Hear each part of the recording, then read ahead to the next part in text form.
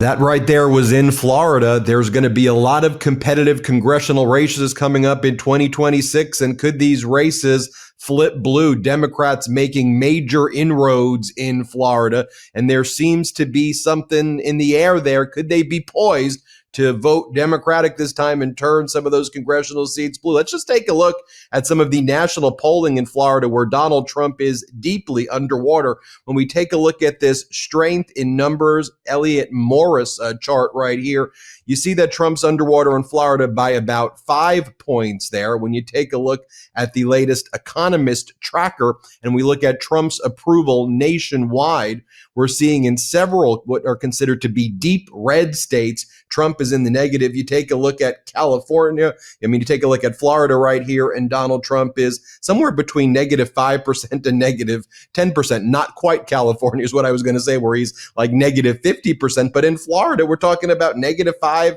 negative 10% there. And when we look at what's been happening in some of those town halls, like look at Florida's 21st Congressional District, you'll see right here, MAGA Republican Congress member Brian Mast, he's being greeted with boos, and he only attended this one. I think this was back in April of 2025, but people weren't buying what he was selling, this extreme MAGA agenda that's hurting the people in the 21st Congressional District, like throughout Florida. And this took place in Jupiter, Florida. But just watch how pissed off the people. And this was in April. Right now, people are this times like 1,000. Here, play this clip. On U.S. dairy going into Canada. So these are all very specific examples. That's not a godly thing to say in a church. And what we're going to get to. Now take a look. That was, again, MAGA Republican Congress member Brian Mast. He leads the Foreign Intelligence Committee, Foreign Relations Committee in the Congress. Here he is right here talking about purging Foreign Affairs Committee, purging the State Department personnel. That was one of his big agendas, getting rid of the State Department. Think about that. The guy leads the Foreign Affairs Committee and he gets rid of the State Department. Here, play this clip. Was purging of people throughout the State Department, other agencies, where we're freezing aid. These are all very important and necessary steps to make sure that we secure America, and we're going to support that. I'm sorry, can I follow up on what you just said there? You want to authorize purging of State Department personnel? What does that mean exactly? Well, if you want to take a look at the State Department, where DEI has been a priority over, let's say, diplomacy in many accounts, I could give you hundreds of examples of where they were authorizing. Sure. Let's list them off. $500,000 to expand atheism in Nepal, $50,000 to do, a transgender opera in Colombia. And everyone knows these culture war issues that are weaponized by MAGA people like Mast are all BS, and they've used it to absolutely destroy key functions of our government. And they don't care about the real issues. And again, imagine being the chairman of the Foreign Affairs Committee, learning that you had a number of senior people in the Trump regime chatting on Signal and giving their classified war plans to a reporter and then saying, whatever, we don't care about it. Some of the most highly sensitive information. This is what happened when Mast was asked about that. Play this clip. But you don't want, you have jurisdiction. Why don't you want to investigate? I don't think this rises to the level of an investigation like that, is my own personal opinion. And again, I'd give you the same point that I just made. If they start deleting 30,000 emails off a personal server kept in their basement, well under investigation by the FBI, and then trying to figure out how to wipe it clean entirely, then I'll conduct that investigation. These are set to delete at 1 week and 4 weeks. You're trying to conflate something that's not the reality. They're not going out there trying to delete something while under investigation by the FBI. They're not under investigation. You are not investigating That's them. Exactly right. They're not. Yeah, you're not investigating. What are you doing? Like, what are you actually doing there other than trying to divide people? Also, you just may remember that Brian Mast, he's the guy who dresses up for whatever reason in the Israeli military uniform. You've seen him dressed up like that. I want to talk about, though, a guy by the name of James Martin, who is someone who may be able to flip that seat, that 21st Congressional District seat, blue. James Martin, fourth generation Floridian, U.S. Coast Guard veteran. He held the rank of lieutenant commander of the U.S. Coast Guard Reserve. Let's bring him in right now. Let's bring in James Martin, who's running for that congressional office. Good to see you, James, fourth generation Floridian. That's right, Ben. Let's talk about what I just showed you right there. You think you can flip this seat blue? Absolutely, Ben. I think number one, talking to voters in the district, they're hungry for change. They've had enough of a lot of, what we can plainly see is nonsense. And I think the more important thing is it's the nonsense and then not delivering on concrete results for the folks in this district. And even I'll take it one step further. You see a concrete pattern of Brian Mast not voting for the interests of this district. So taken all together with the right candidate, absolutely, we'll flip this district blue. Your background being in the Coast Guard, you served overseas in combat zones. You were involved in interdictions from drug cartels who were actually trying to, bring their drugs into the United States. So you were actually the front lines in doing that. So I'm sure you must have a perspective on what we're seeing here with, instead of these kind of interdictions that the Coast Guard would do, we're now seeing people like Mast and the Trump regime just say, you know what, why even do that? Let's just send in, drones or warplanes and just kill the people. And we won't have to ask questions. We won't show people anything. Just kill them. I think right now it's over 80, 82, 85, 90 people killed. And we have a lot of people, a lot of veterans saying, that there's real serious issues with that. What do you make of it? Sure. Well, I think the first thing to know, Ben, is of course they're patently illegal, these extrajudicial airstrikes. But the second thing to know is not only are they illegal, they're not smart. And what I mean by that is they're not smart for a number of reasons. First of all, of course, the justification we're being given is that these are narco terrorists who are trafficking fentanyl into this country. Of course, anyone who follows the issue, even from a distance, will know that these boats are not trafficking fentanyl, and finished fentanyl comes from Mexico. And the second thing to know is, of course, that when we do interdict these folks, as I have, a lot of times we get really good intelligence from them. So not only are we doing things illegally and we're not doing them under the proper justifications, we're throwing out great intelligence. And then the last thing I would say is, of course, and this is for the talking point, maybe for your uncle at Thanksgiving sort of a thing, who doesn't want to listen to any of that and thinks that we should be tough guys, is these are expensive. These are expensive missiles we're lobbing at these guys when we could be arresting them and getting good value from them. So that's what I would say, and that's what I would want folks to know about those airstrikes in particular. And that's why, speaking to you, someone who actually was involved in the water, in the interdictions, doing the questioning, seeing the people, seeing the drug seized, knowing the region, and for you to say, let me explain to you how we did it versus what's going on, I think that's a big deal. Also, your perspective right now, I'd love to hear about it. The Coast Guard was in the news again because of potentially changing their policy, changing what was on their list of hate symbols. Right. To say that the swastika, the noose, the Confederate flag would no longer be hate symbols, but simply, symbols of controversy, or words to those effect. What's going on there? And then they did an about face, but what happened there? Sure. So the thing that I would want folks to know here is a few things. One, so it's being characterized, I think, in many circles as fake news, which is, of course, patently not the case, because the thing is, the policy did change, it changed, and it was simply set to take effect December 15th. And I think it's been characterized by a lot of folks as fake news.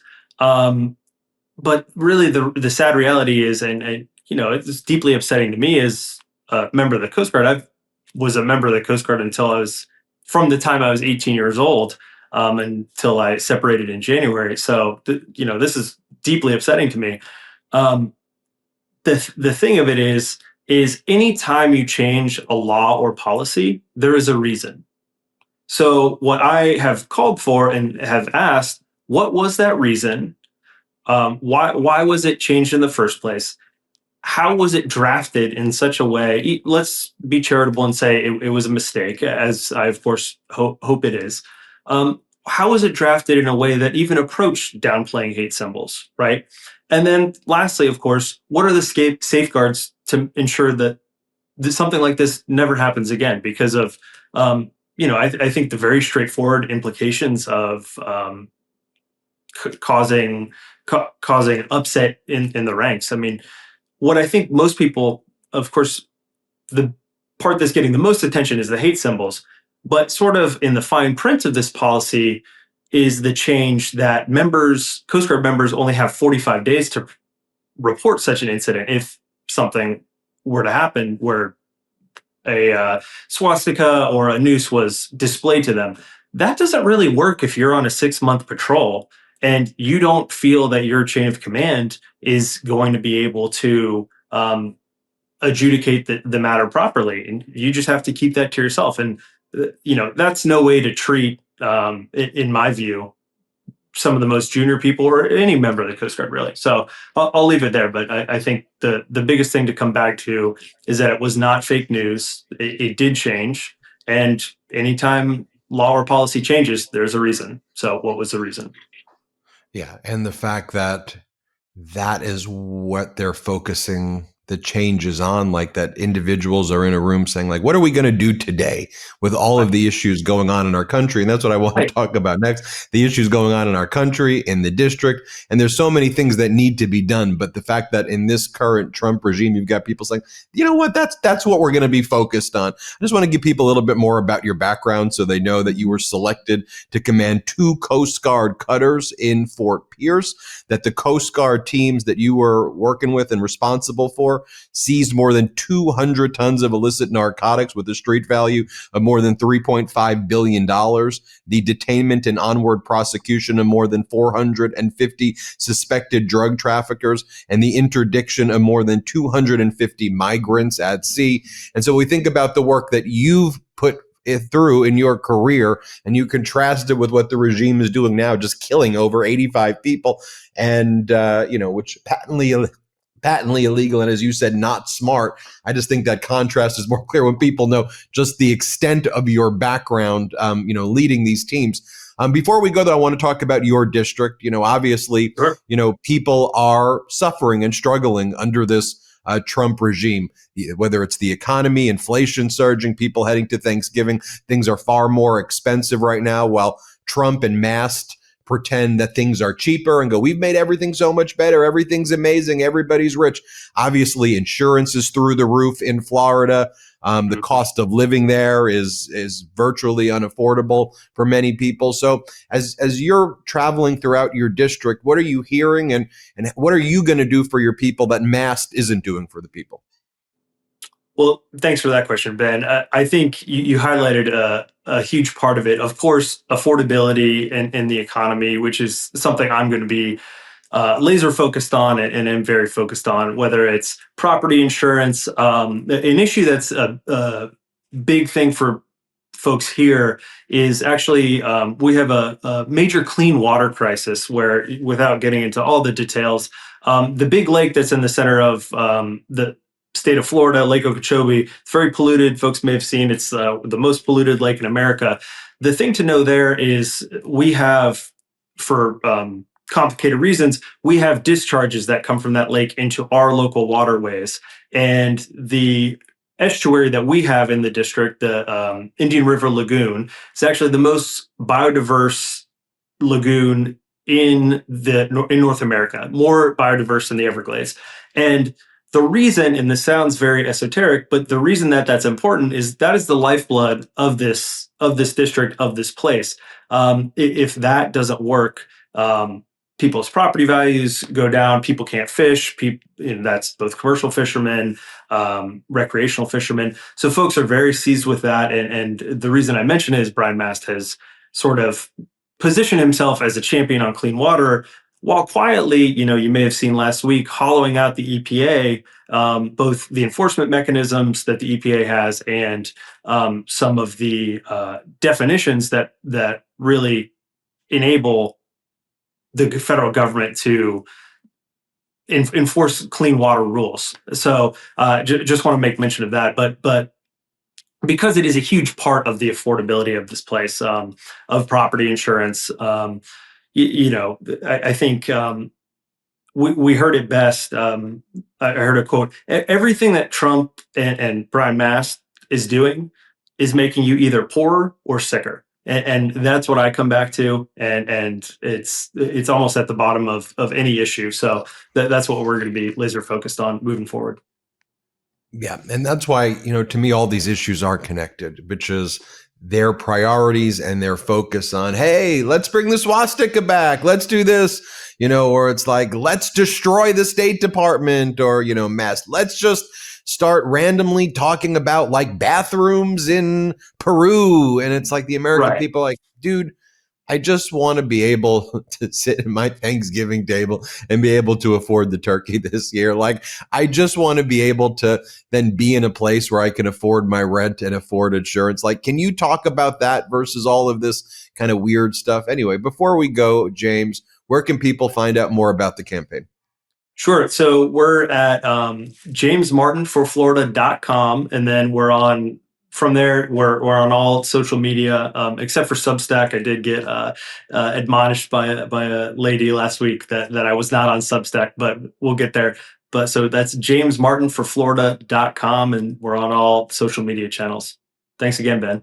Well, people will see this on our Substack. So there you have it. James Martin, he's running for the 21st Congressional District in Florida against MAGA Republican Congressmember Brian Mast. Thanks for joining us, James. Thank you, Ben. Appreciate you. Everybody hit subscribe. Let's get to 6 million subscribers. Want to stay plugged in? Become a subscriber to our Substack at MeidasPlus.com. You'll get daily recaps from Ron Filipkowski, ad-free episodes of our podcast, and more exclusive content only available at MeidasPlus.com.